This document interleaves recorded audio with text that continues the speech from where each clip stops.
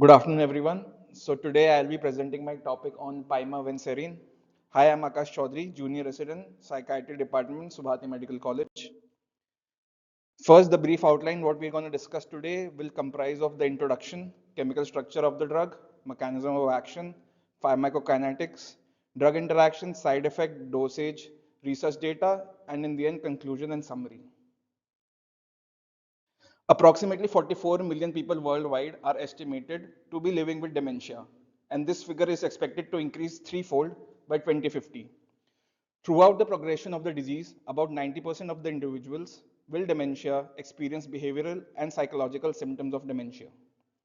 Various forms of dementia, such as Alzheimer's disease, dementia with Lewy bodies, frontotemporal dementia, and vascular dementia, are associated with dementia-related psychosis. Currently, there is no approved pharmacological treatment that is both safe and effective for managing psychosis in patients with Alzheimer's disease. So the first line of treatment that we usually give to the patient who are suffering from psychosis in Alzheimer's is clozapine. And the patient starts responding to as low dose as 25 milligram per day. Psychosis is also common among patients with Parkinson's disease. The primary approach to managing psychosis in Parkinson's disease or dementia involves reducing medications for motor symptoms in a stepwise fashion, starting with anticholinergics and progress throughout the treatment like dopamine agonist and levodopa and carbidopa. So first we should taper down anticholinergics, following by with dopamine agonist if the patient is at any, and then levodopa and carbidopa. However, second generation antipsychotics, though used off-label, often exacerbate motor symptoms. Clozapine, while effective, lacks FDA approval and carries risks like agranulocytosis, which causes limiting of its use. Pimavanserin addresses these gaps, providing a safer and targeted treatment option. Pimavanserin, an antipsychotic drug, received FDA approval in 2016. It stands out as a first-in-class atypical antipsychotic that does not significantly block dopaminergic, adrenergic, histaminic, or muscarinic receptors. It became the first FDA-approved medication specifically indicated for managing hallucinations and delusions associated with Parkinson's disease. Mechanism of action. The drug functions as an inverse agonist and antagonist primarily at serotonin 5-HT2A receptors with a lesser effect on 5-HT2C receptor. So inverse agonism means exactly like in the nerve endings, the receptors, basically there's either upregulation or downregulation of the receptors. So when we administer this drug, there's downregulation of those receptors, even if the neurotransmitter is present or not.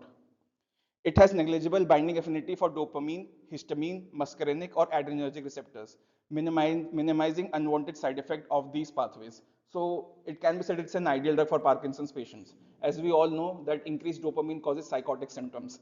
It does not act on the dopaminergic receptors, rather than it acts to 5-HT2 and 5-HT2C receptors, which have also been known to cause psychotic symptoms. This is a brief overview with the diagram representation, how the drug works. So 5-HT2C receptor, 5-HT2A receptor, and D2 receptor are all three of them are known to cause psychosis. It doesn't specifically bind to the D2 receptors, which we normally see happening with the first generation and second generation antipsychotics. It goes and binds to 5-HT2 receptors and 2A receptors, further reducing the psychotic symptoms. Pharmacokinetics. After administration, pimavanserin and its active metabolite AC279 achieve peak plasma levels within 6 hours. The half-life of pimavanserin is approximately 57 hours, while that of AC279 is around 200 hours. Its bioavailability is unaffected by the dosage form, and food has minimal impact on its pharmacokinetics. About 95% of the drug in plasma protein bound, and its metabolism involves CYP3A4, CYP3A5, and other enzymes present in the liver. Only minimal amounts of these substances are excreted unchanged through urine and feces. Patients with normal or mildly impaired renal function exhibit similar drug exposure, but severe renal impairment or hepatic dysfunction has not been adequately studied yet, as it's a newer drug, and use is not recommended in these populations. Safety profile. The drug carries a boxed warning for increased mortality in elderly patients with dementia-related psychosis. It prolongs the QT interval and should be avoided in patients with cardiac conditions or those taking QT prolongation medications. Adverse events.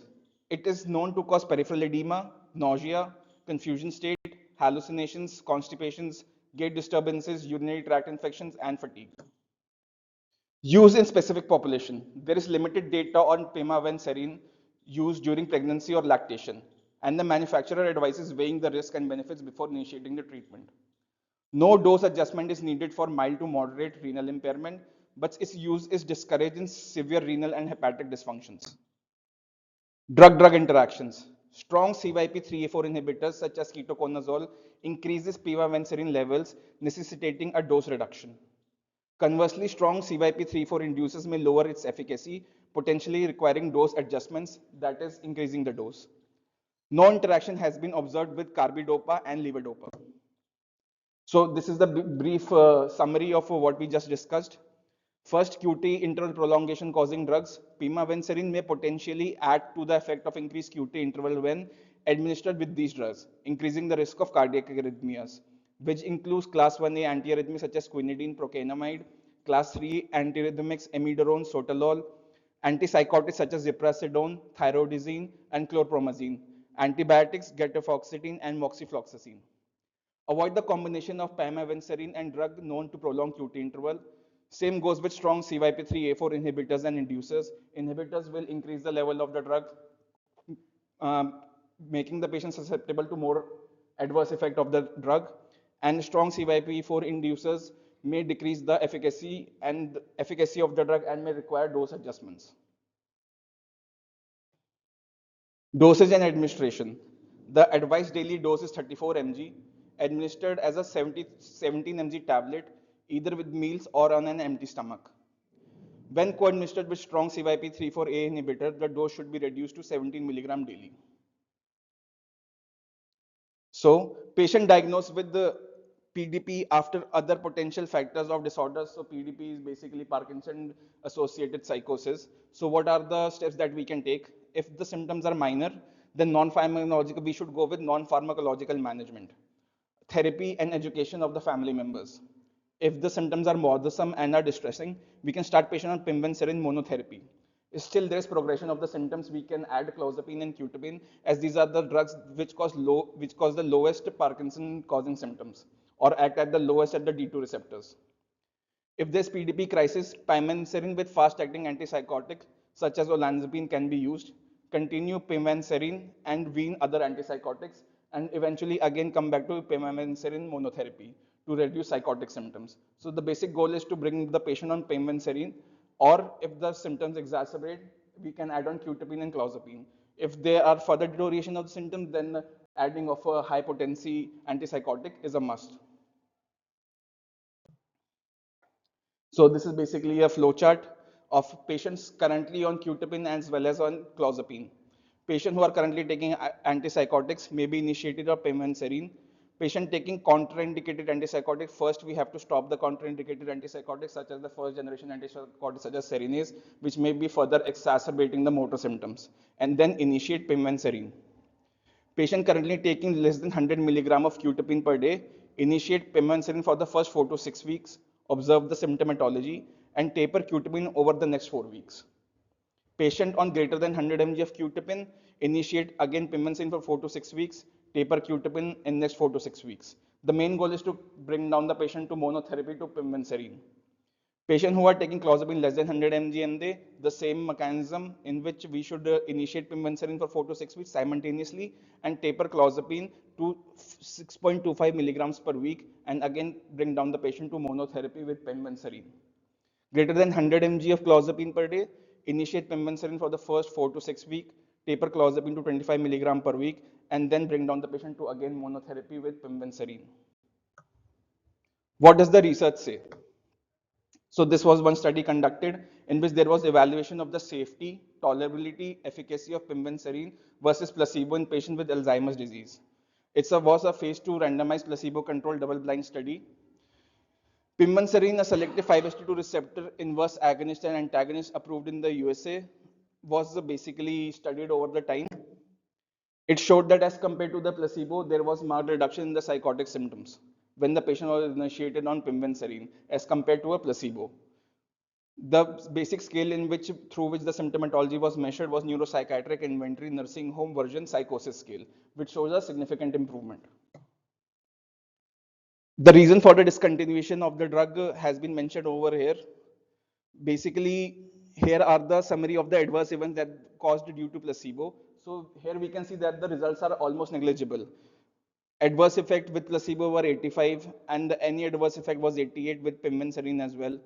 Adverse events such as fall, urinary tract infection, agitation, confusion, aggression were almost similar to placebo when given simultaneously with pimavanserin in psychotic patients suffering from Alzheimer's disease.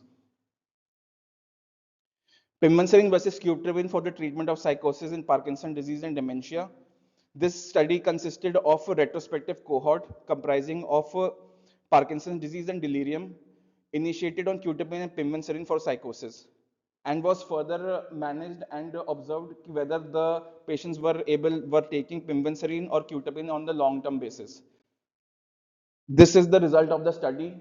In first, the 150 patients were on quetiapine and 52 were on pimavanserin, of which due to exclusion criteria, 103 were dropped out and 57 were included in quetiapine as compared to pimavanserin, which had 41 included and 7 were excluded. So, and then there's a division on on which parameters the outcomes were measured. 22 different indications, 20 no diagnosis of psychosis or dementia, 13 did not take medication, 10 did not follow up the data. As compared with pimavanserin, so not PDMC clinic, it was the clinic which was undergoing the study, who were currently doing the study over the patients. 2 baseline bipolar disorder and 1 follow-up were detected during the study period time. So the differences between quetiapine and pimavanserin, discontinuation of the antipsychotic. So this is basic the reasons that why the patient discontinued taking these medications. Side effects more were observed with the quetiapine as compared to pimavanserin, which comprised of metabolic side effects as well. Cost, pimavanserin was more of an expensive side as compared to quetiapine. There was more improvement in pimavanserin. There were more improvement in hallucinations and delusion as compared to quetiapine. Overall, this chart explains that there was significant improvement in psychotic of symptoms of hallucination and delusion as compared to quetiapine. These are basically a compilation of different studies which has been carried out over a period of time. Studies in 2019, which said that pimavanserin significantly improved psychotic symptoms compared to the placebo. Then Tarriot et al., which also gave the same thumbs up for the same medication, but pointed out on the adverse effect of QTC prolongation. Ballard et al., pimavanserin was tolerable and effective in the 6th week, but did not show significant advantage over placebo in the 12th week. Then meta-analysis on Parkinson's psychosis, pimavanserin significantly improved psychotic symptoms compared to placebo. No worsening of motor symptoms were observed. Moderate orthostatic hypotension was observed with pimavanserin. Ongoing clinical trials for bipolar disorder and schizophrenia is currently undergoing. They are currently in phase 3. Study for bipolar disorder and schizophrenia, potential use and other conditions such as major depressive disorder has been currently studied. Pimavanserin for negative symptoms of schizophrenia. Results from the advanced phase 2 randomized controlled trial, both in America and in Europe. So any other way in which we can use pimavanserin, this is one of the studies which has come forward. It has been currently conducted by Lancet in North America and in Europe. In this, a 26-week study for patients with predominant negative symptoms of schizophrenia, adding pimavanserin to ongoing antipsychotic treatment resulted in significantly greater improvement in negative symptoms. That did adding a placebo, as asserted in the NSA 16 total score. However, no significant differences were observed in secondary outcomes.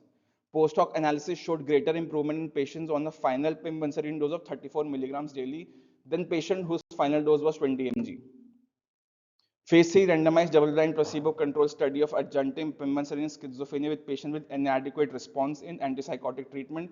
In this study, basically, pimavanserin is tried to those patients who are not responding to previous antipsychotic regimens. In both, the first chart describes how much there was more than 20% improvement over the weeks, and the second chart describes there was greater than 30% improvement over a period of time when compared to a placebo. The max effects being seen in the week 6 of the initiation of the treatment.